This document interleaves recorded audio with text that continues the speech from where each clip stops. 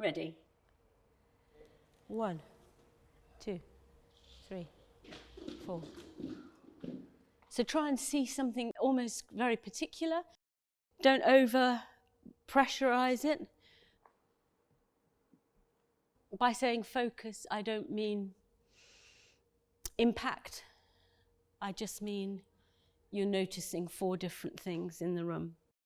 This commission, A Time to Mourn and A Time to Dance, for me, is full of seeming contradictions and paradoxes.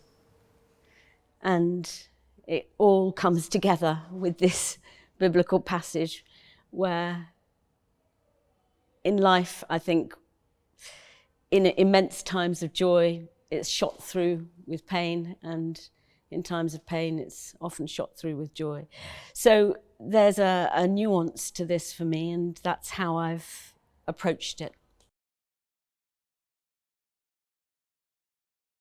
I think loss is something we all face.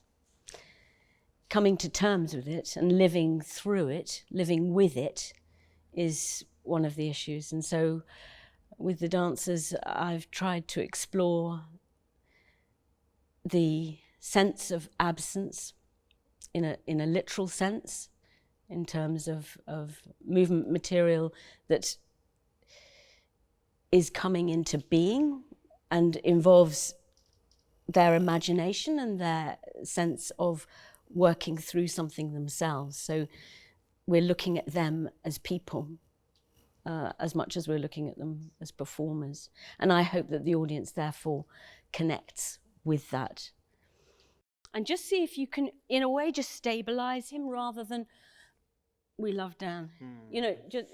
Just sort of oh, shore him up.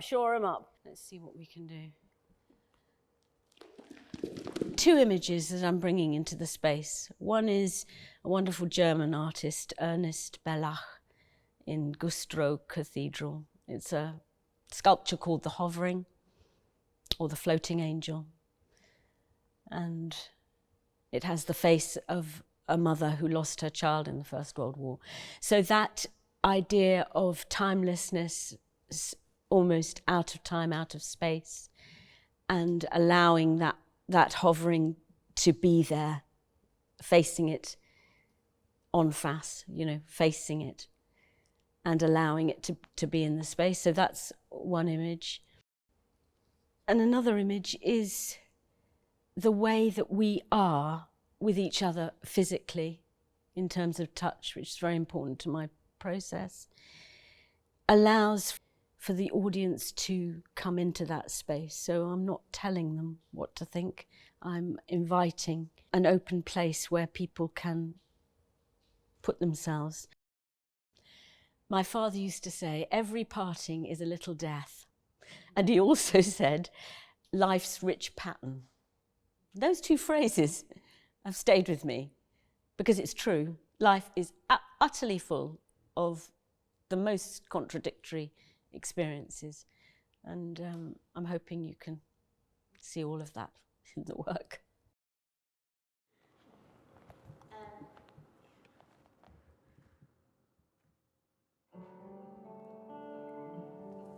Just try and find that release in the breath as much as you can.